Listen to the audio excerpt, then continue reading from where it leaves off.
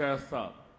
ఎట్టి పరిస్థితుల్లో మత్స్యకారుల జీవితాల్లో వెలుగు తీసుకొచ్చే వరకు మీ వెంట నేనుంటాను. మా పార్టీ ఉంటుంది, ఎన్డీఏ ఉంటుందని మరొక్కసారి హామీ ఇస్తున్నా. 10 నెలలైంది.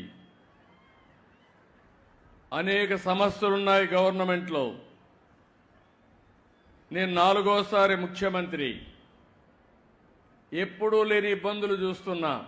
నాకే అర్థం కావడం లేదు. ఎటు చూసినా గందరగోళమే.